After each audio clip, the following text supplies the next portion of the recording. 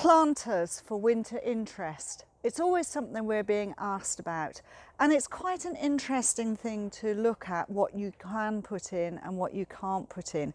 Really, at the end of the day, I suppose, you know, there are no rules, but make it look interesting.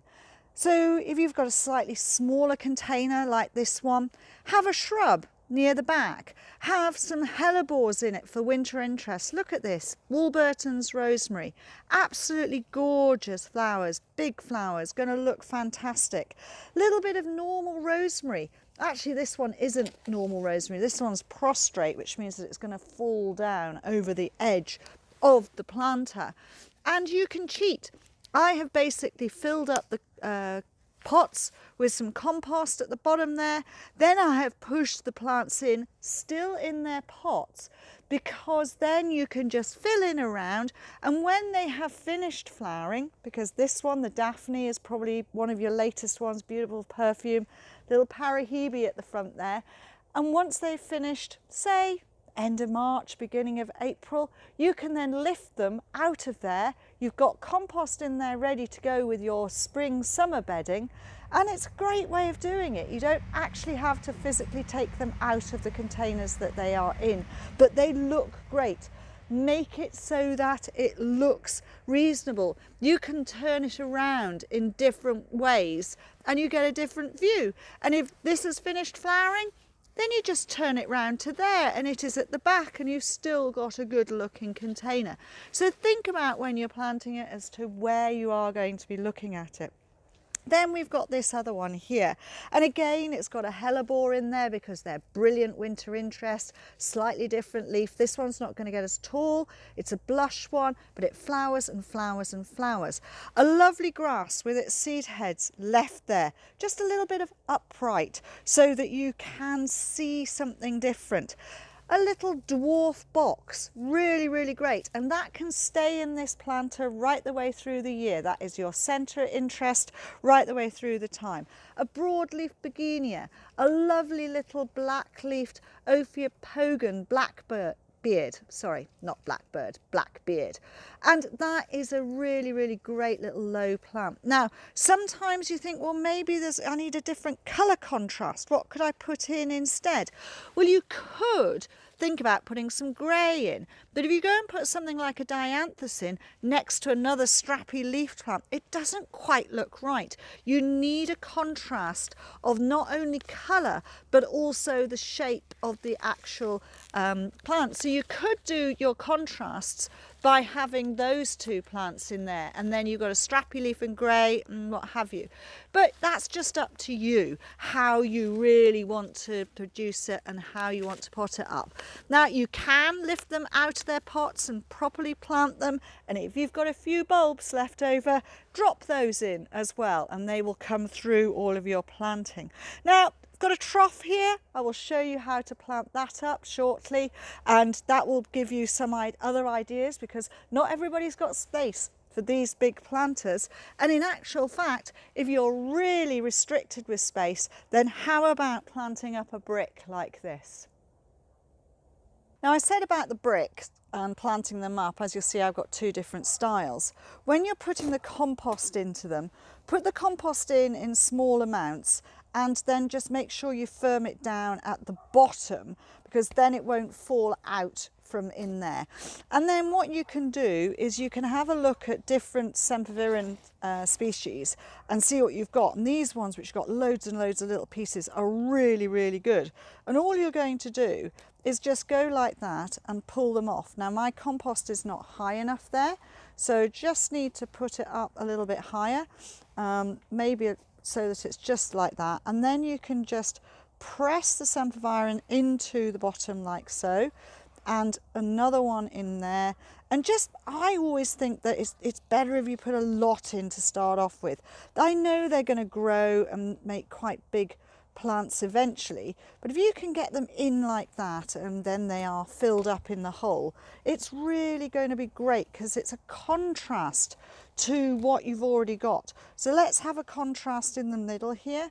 Let's go for this completely different coloured form, and we're going to put that in there, and you can see just in the side there, there's some more just tucked underneath, and it's just a little bit of pulling and making sure that they come off, and you'll find that they come off with a little bit of root like that. That's enough for them to get going. So that piece is slightly bigger than those ones, and then we just literally push them in really, really hard.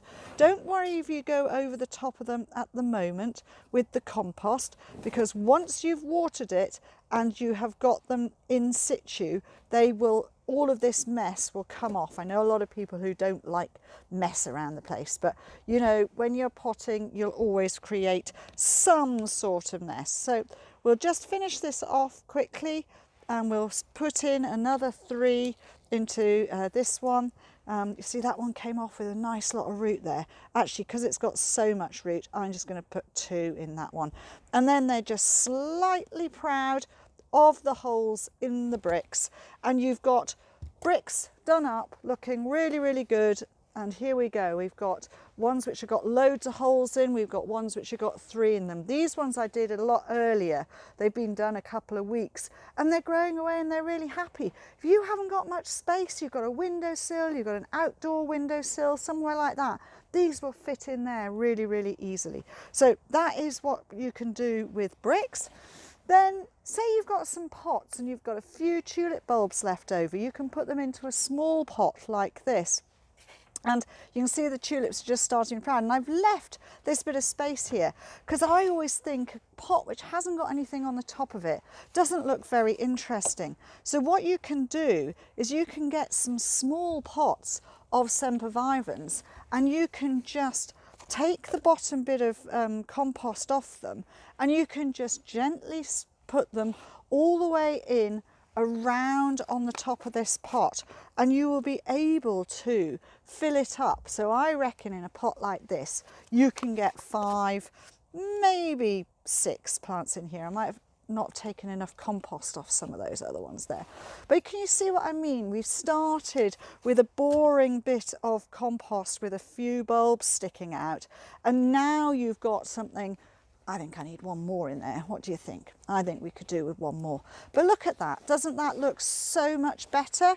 You know, that's going to sit outside. The tulips will make their way up through between those sempervirens. You've got something that is evergreen right the way through the winter, and then you get the beauty of the tulips later on.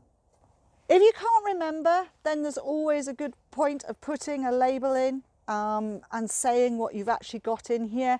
You might even want to remember these ones happen to be white tulips, so it might just be a good idea to say which colour they are, so that when you put the pot out at the front door or wherever you're going to put it, you know that you've got your colour coordination right. So here we have the trough, and we have all of these plants. Where are we going to put them? So it's a matter of choosing, deciding what we're going to put together, where we're going to actually situate within the trough itself. And I find it easier to lay it out on the ground so that I can actually see where things are going. I've got quite a lot of plant material that has got leaf which is strappy, and from that point of view it's just a matter of mixing and matching, because this is a winter interest trough which is more winter interest of foliage rather than actual flower, but there will be a bit of flower later on. So it's a much more foliage emphasis, and you've got grass-like things, you've got various things like Libertia in there. Then I'm just putting in some snowdrops so that you actually get some flower in there a little bit later. Sempervirens give a completely different shape to the Libertia that is going behind it, and then a little Tiarella which will flower or maybe not, but it's got lovely foliage, and then an Iffy in there which has got flower, and that'll keep on going. So you are going to get a little bit of flower in here. Now I'm lucky I can go and get some plants when there are some gaps and just put some bits and pieces in there. So you've got some pears in there and various other things.